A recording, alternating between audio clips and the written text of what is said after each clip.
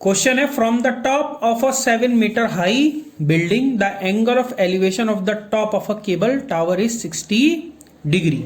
ठीक है, दो चीजों के बारे में बात हो रही है, एक तो केबल टावर और एक 7 मीटर ऊंची बिल्डिंग।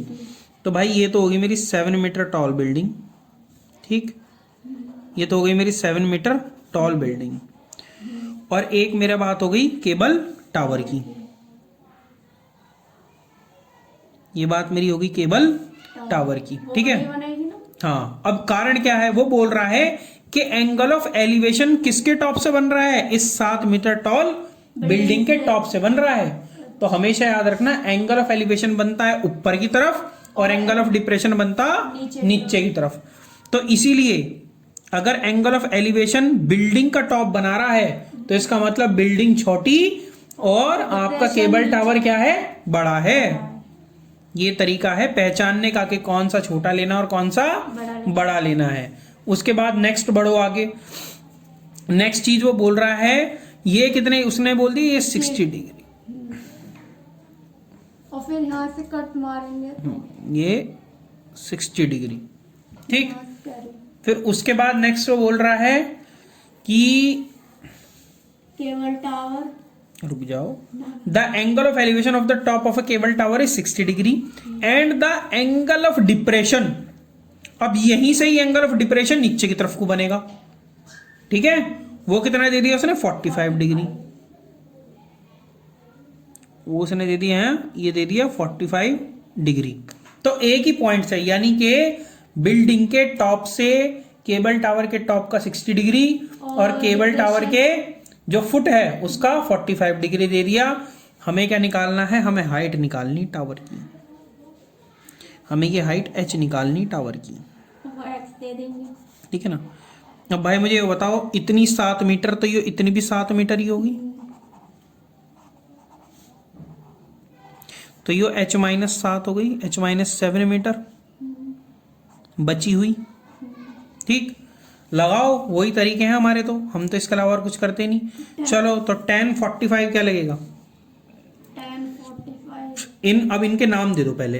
भाई मान लिया हमारा जो केबल टावर है ये हो गया AB हाइट का, ठीक, और ये हो गया हमारा CD हाइट की जो बिल्डिंग है। ठीक, इन ट्राइंगल कर लेंगे ना, इसको E मान लो। ठीक, इन ट्राइंगल C, चलो ACE लेंगे पहले, लगाओ tan 60 AE यानी कि परपेंडिकुलर अपॉन बेस। बेस आपका हो गया CE, इस बेस को मान लो X। ये तो दिया ही नहीं कि ये दोनों कितने डिस्टेंस पे। ठीक, चलो तो ये कितना, tan 60 की वैल्यू हो गई तुम्हारी √3 और AE तुम्हारी कितनी है, h-7 और CE आपकी X मान रखी। ठीक, तो X √3, X की ऊपर मल्टीप्लाई हो जाएगी क्रॉस मल्टीप्लाई से, तो X √3 इक्वल टू हो जाएगा तुम्हारा h-7। तो यहां से आप X की वैल्यू निकालोगे तो हो जाएगी h-7 अपॉन √3। ठीक, √3 से ऊपर मल्टीप्लाई, √3 से नीचे मल्टीप्लाई, तो तुम्हारा कितना आ गया, ये हो गया h-7 √3 अपॉन 3। ये तुम्हारी x की वैल्यू निकल गई। तो x की वैल्यू आ गई h-7 √3 अपॉन 3। ठीक, ये होगी वैल्यू। अब डिवाइड करो, इसको एक बॉक्स में ले लो। चलो ठीक है, अब नेक्स्ट आगे बढ़ो। ठीक है, अब हम क्या निकालेंगे, tan 45। चलो, इन ट्राइंगल CD, नहीं जी, इन ट्राइंगल CEB। ठीक है, in triangle CEB, in triangle CEB। ठीक, अब यहां ध्यान देना, tan 45, इस 45 डिग्री के लिए अगर मैं इस तरीके से देखूं, अगर मैं इस तरीके से देखूं तो ये तो बेस हो गया CE, ठीक, और परपेंडिकुलर हो गया E और B। ठीक है, E और B क्या हो गया, परपेंडिकुलर, और बेस हो गया आपका E और C। चलो तो tan 45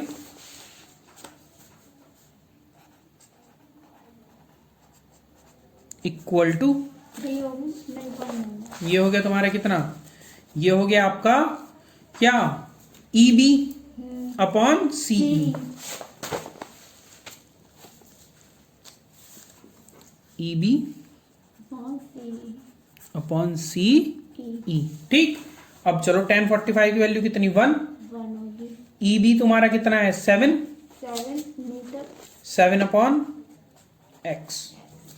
देखो ये आपका ई बी देखो, ई बी ये 7 ही तो है, हमने यहाँ लिख रखी। ठीक, ये 7 और अपॉन एक्स, 7 अपॉन एक्स की वैल्यू कितनी निकल के आ गई 7 metre. Put in 1 and 2। 1 equation 1, 2 तो कहाँ से है, अच्छा, इसको हम इक्वेशन नंबर क्या कंसीडर कर लेंगे, ये वाली जो हमारे निकल के आई थी, इसको हम इक्वेशन नंबर 1 कंसीडर कर लेंगे। तो x की वैल्यू क्या आ गई हमारी 7। चलो ये यहाँ रख देना, यहाँ सीधा रख देते हैं, इसको मान लेंगे 1, इसको कुछ नहीं मान रहे। ठीक, तो यहाँ हम रख देंगे इक्वेशन नंबर 1 में x की वैल्यू, हम तो उस वाली इक्वेशन में रखेंगे जहां से हमारा आसानी से h निकल जाए। ठीक है ना, रख के यहां से भी निकल जाएगा, लेकिन यहां से मुझे लग रहा है कि आसानी से निकल जाएगा, तो इसलिए यहां से रख के निकाल लेते हैं। तो x की वैल्यू हमने रख दी 7, क्या हो गया 7√3 इक्वल टू, यहां बचा आपका h माइनस 7। ठीक है, h माइनस 7, तो 7 को इधर भेज दो, तो h इक्वल टू तुम्हारा हो गया 7√3 माइनस का 7 कॉमन ले लो तो √3 माइनस 1, और ये तुम्हारी h की वैल्यू, और यही तो तुम्हें निकालना था, ये तुम्हारा आंसर। हाँ, एक चीज और, जब -7 इधर जाएगा ना तो ये प्लस का हो जाएगा। ठीक है, तो यहाँ अंदर √3 प्लस आ जाएगा, और ये तुम्हारा रिक्वायर्ड आंसर है। अब नेक्स्ट क्वेश्चन नंबर 13 में क्या बोल रहा है, वो बोल रहा है एक 75 मीटर टॉल लाइट हाउस है, हाई लाइट हाउस है। ठीक है ना, चलो भाई, तो ये मेरा 75 मीटर हो गया लाइट हाउस। ठीक है ना, चलो आगे क्या बोलता है, वो बोलता है कि पानी, भाई लाइट हाउस कहाँ होता है, लाइट हाउस बेसिकली समुद्र के किनारे पे होता है। ठीक है ना, जिससे कि जो पानी के जहाज आते हैं उनको डायरेक्शन मिलती रहे कि हाँ भाई मेरा यहाँ किनारा है और यहाँ मुझे उतरना है। लाइट हाउस ना हो तो हो सकता है वे अपना रास्ता भटक जाएं। ठीक, अब बात क्या है, वो बोलता है कि भाई सी लेवल, ये क्या है, ये आपका समुद्र है, ये सी लेवल है। ठीक है ना, वो बोलता है कि 2 शिप्स हैं, यानी कि 2 पानी के जहाज हैं, पहला पानी का जहाज यूरा और भाई दूसरा पानी का जहाज यूरा।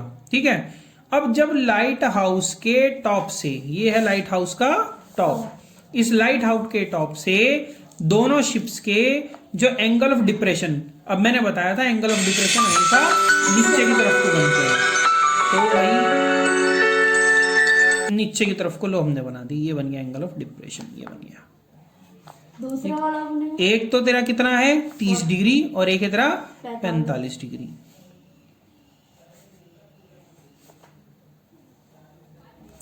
ये तो भाई तेरा हो गया 30 डिग्री, और इसको मान लो 45 डिग्री, है ना, तो ये 45 डिग्री और ये तुम्हारा ये 30 डिग्री। ठीक, उसके बाद अब वो क्या बोल रहा है, find the distance between 2 ships, इन दोनों शिप्स के बीच की डिस्टेंस हमें पता निकालनी है। मान लिया वो डिस्टेंस है x।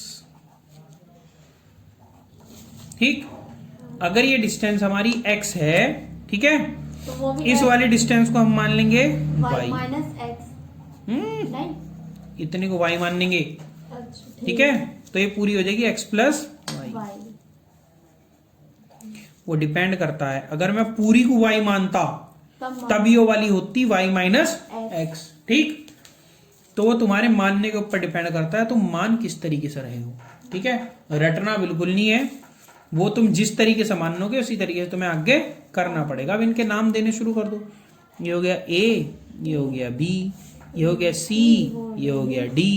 लगाओ 10 इन ट्राइंगल कर लेंगे ABC। ABC ले लो, ठीक है ना। क्या आ जाएगा तेरा 10 60 45 10 ABC में 45 डिग्री तो बन रहा है एंगल। 10 45 क्या हो गया तेरा? वैल्यू होती है 1 perpendicular AB AB upon base तेरा हो गया CB। 10 45 की वैल्यू 1। AB तुम्हारा कितना हो गया 75 और CB तुम्हारा कितना हो गया y। चलो बहुत बढ़िया। तो y इक्वल टू 75। यही आ हाँ हमें x निकालना। नहीं मतलब यही आया ना अभी 75 मीटर, ये तो होगी 1। ठीक, अब आगे बढ़ो। 10 30 तो इन ट्राइंगल कौन से में? A में, D में और B में। तू बिल्कुल नहीं पढ़ रही काजल, ADC वाले ना AD दिमाग ही नहीं लगा रही जब तू जरा सा भी। ठीक है आगे बढ़ो। तो अब जब इस ट्राइंगल में हम लगा रहे हैं तो क्या हो जाएगा तेरा? 10 30 की वैल्यू होती है परपेंडिकुलर आपका कितना होगा? AB upon AD upon B और D, बेस पूरा का पूरा आएगा ना अच्छा ठीक BD। ठीक, 10 30 की value 1 upon root 3 equal to तेरा AB कितना है 75 अपॉन BD तेरा कितना है x प्लस y। चलो भाई x प्लस y। अब उसको क्रॉस आगे बढ़ो। ठीक है, तो x प्लस वाई की 1 में मल्टीप्लाई x प्लस y और ये हो जाएगा 75 रूट 3। y की वैल्यू 75 थी, x plus 75 equal to 75 root 3। तो x की वैल्यू अगर निकाल लेंगे तो 75 रूट 3 और ये इधर जाके माइनस का 75 क्या ले लो इसमें कॉमन ले लो, तो ये हो गया रूट 3 माइनस 1। ये तुम्हारी x की वैल्यू जो दोनों के दोनों शिप्स के बीच की क्या है? डिस्टेंस है। जल्दी बता, देख के यही आंसर है ना? हाँ यही आंसर है और यही तुम्हारा रिक्वायर्ड आंसर। ठीक है, ये चीज क्लियर? चलो सो फ्रेंड्स, मैंने इसके अदर क्वेश्चंस प्रीवियस वीडियोस में करा रखे हैं जिनके लिंक मैं डिस्क्रिप्शन में दे रहा हूं, तो आप लोग डिस्क्रिप्शन में जाके सारे वीडियोस देख सकते हैं।